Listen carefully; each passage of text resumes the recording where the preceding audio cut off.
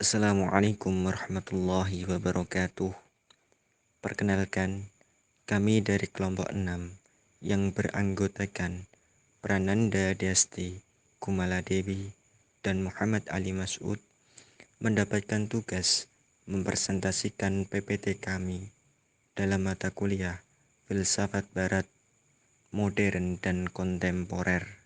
Pada pembahasan ini mengangkat tentang 3 tokoh besar filsafat pada abad 20, yaitu Bertrand Russell, Richard Wittgenstein, dan Ludwig Joseph Johann Wittgenstein. Biografi Bertrand Russell. Bertrand Russell dilahirkan di Cambridge pada abad ke-19 Masehi. Dia dilahirkan setahun sebelum kematian John Stuart Mill. Ibunya adalah anak Lord Stanley dari Alderley. Ayahnya, Viscount Amberley, adalah anak tertua Lord John Russell. Pada usia 4 tahun, ibunya meninggal dunia, dan setelah itu ia diasuh oleh neneknya secara ketat hingga ia masuk Trinity College, Cambridge dengan beasiswa dalam bidang matematika. Pada tahun 1895, ia memperoleh beasiswa pada Trinity. Pada bulan Juli 1909, dalam Kongres Filsafat yang bertempat di Paris, ia bertemu dengan ahli logika Itali, Peano, dan melalui pertukaran gagasannya, ia mengembangkan pikirannya mengenai identitas yang mungkin dari matematika dan logika. Hasil akhir dari ini adalah kolaborasinya dengan Whitehead yang menguji dalam program doktor di Trinity untuk menyusun Principia Mathematica. Karya detail daripada bukunya secara luas dimuat dalam penulisan ulang dalil-dalil yang dilakukan dengan susah payah oleh Russell. Pemikiran Bertrand Russell. Bertrand Russell termasuk dalam kelompok filosof kontemporer yang pokok kajiannya adalah persoalan logosentris, yakni pengkajian filsafat melalui analisis aturan-aturan kesesuaian kebahasaan. Pemikirannya mengenai tata bahasa logis yang digunakan sehari-hari merupakan suatu paradoks terhadap para pemikir-pemikir Inggris yang cenderung mengedepankan idealisme.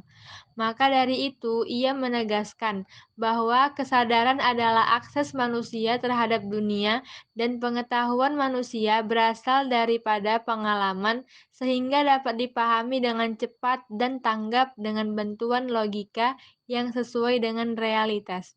Karenanya, realitas dapat dirasakan dengan adanya sensor atas fakta-fakta yang berupa sensasi-sensasi yang berasal dari indrawi. Secara mendasar, Russell mengemukakan alasan sebagai dasar pemikirannya adalah satu logika freak. Yang baru itu hanya cocok diterapkan ilmu itu hitung atau aritmatika, tidak untuk diterapkan pada cabang matematika yang lain. Yang kedua, premis freak tidak dapat meniadakan berbagai kontradiksi yang terdapat dalam sistem logika formal tradisional.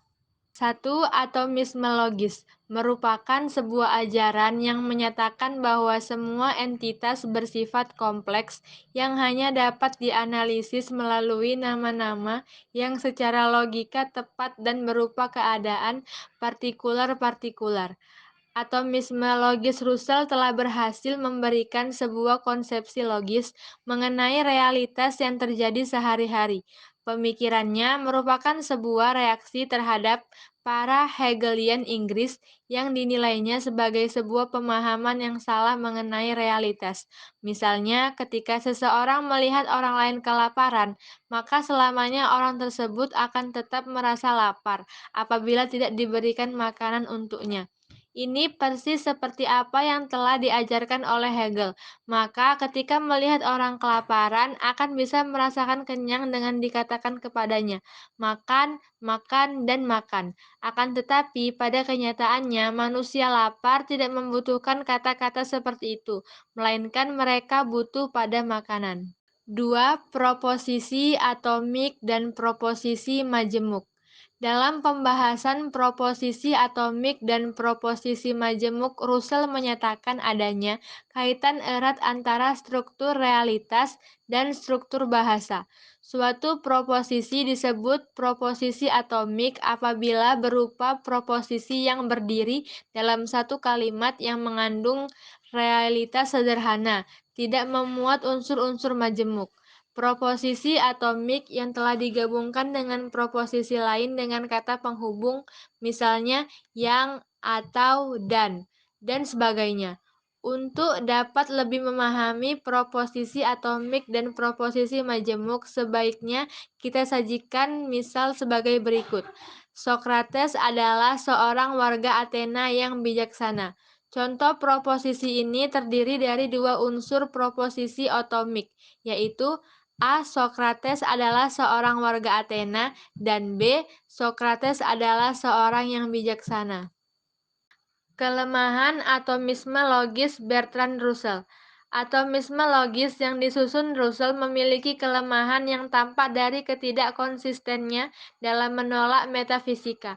Karena tak dapat disangkal, atomisme logis mengandung suatu metafisika, sebab teori ini ingin menjelaskan struktur hakiki dari bahasa dan dunia. Atau dengan kata lain, teori ini mau mengatakan bagaimana akhirnya dengan realitas seluruhnya. Atomisme logis juga menggunakan suatu kriteria untuk menentukan makna. Suatu proposisi disebut bermakna hanya jika dapat ditunjukkan suatu fakta atomis yang sepadan dengannya.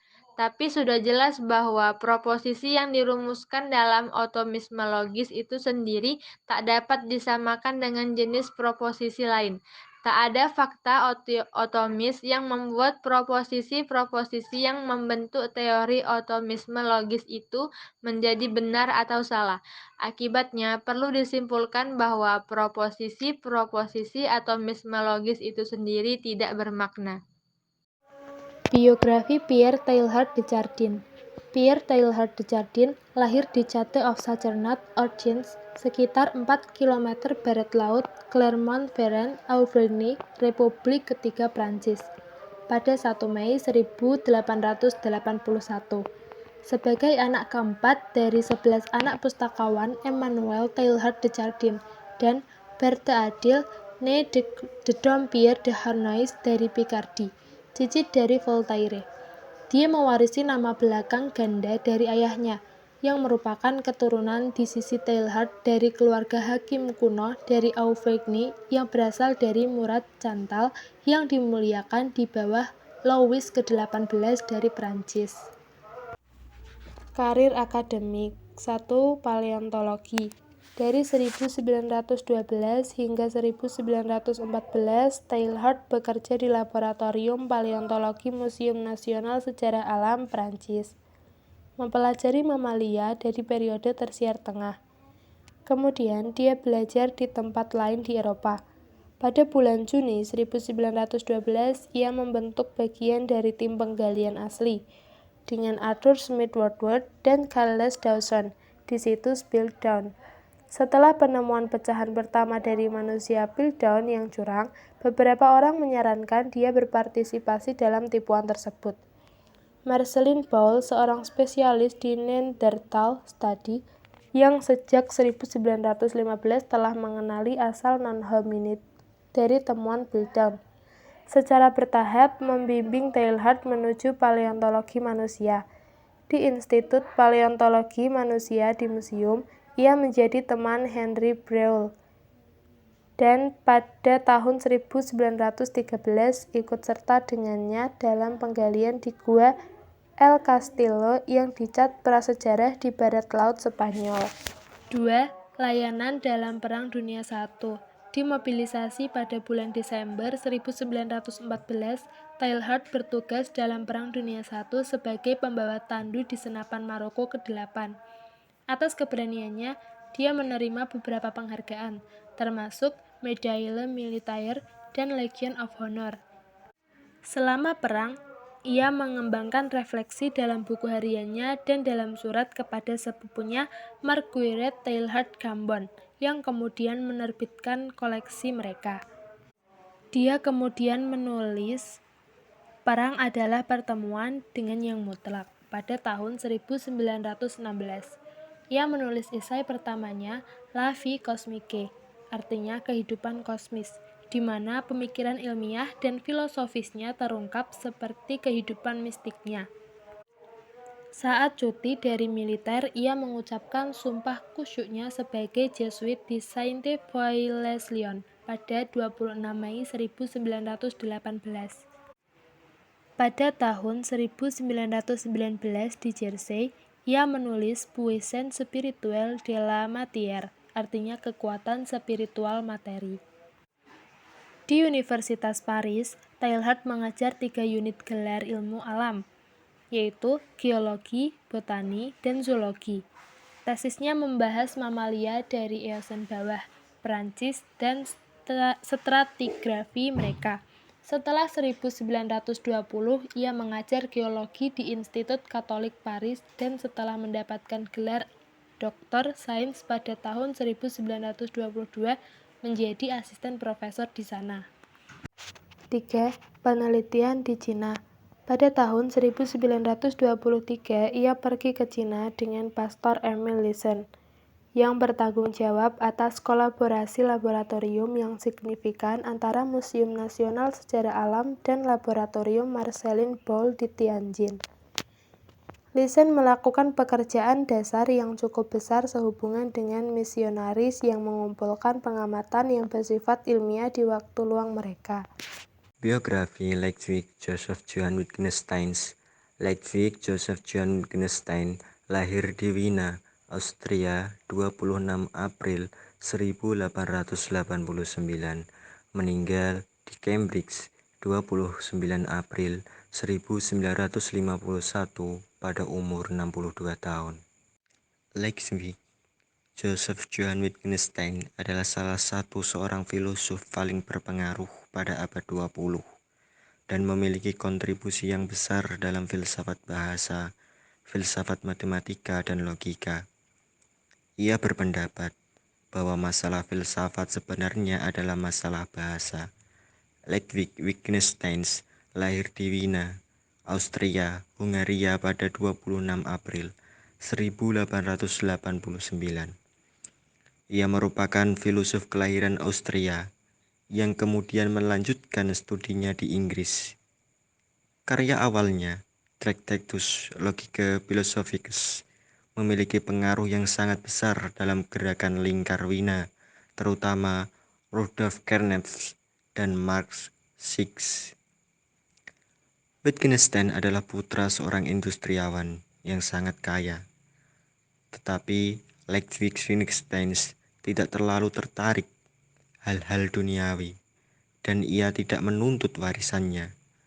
Meskipun ayahnya beragama Protestan dan ibunya beragama Katolik, yang selanjutnya ikut agama ibunya. Sebenarnya kedua orang tuanya masih keturunan Yahudi. Wittgenstein terutama dikenal karena paham filsafatnya semasa hidupnya berubah dan menjadi berbeda secara total, sehingga kadangkala orang menyebutnya sebagai Wittgenstein I dan Wittgenstein II. Filsafat Wittgenstein relevan bagi pengembangan filsafat bahasa dalam aspek ontologis, epistemologis, dan aksiologis. Secara ontologis, permainan bahasa menunjukkan hakikat kehidupan manusia dalam hubungannya dengan dirinya sendiri, orang lain, masyarakat, alam, serta Tuhan. Secara epistemologis, setiap penggunaan bahasa dalam kehidupan manusia memiliki aturannya masing-masing yang sangat beragam serta tidak terbatas. Secara aksiologis, penggunaan bahasa adalah sebagai sarana dalam berkomunikasi, mengungkapkan suatu makna. Karya-karya Ludwig Joseph Johann Wittgenstein, Logisch Philosophisch, Abandering Ellen de Naturphilosophisch, Tractatus Logica Philosophicus, Philosophisch Understanding, Bemerkungen über die Grundlagen der Mathematics, Philosophical Interpretation, ahli bahasa Inggris oleh G.M. Anscombe, Remarks on the Foundation of Mathematics, ahli bahasa Inggris oleh G.M. Anscombe. The Blue and Brown Books, Philosophical Bemerkens, Philosophical Remarks. Demikianlah paparan materi dari kelompok kami tentang 3 tokoh filosof pada abad 20.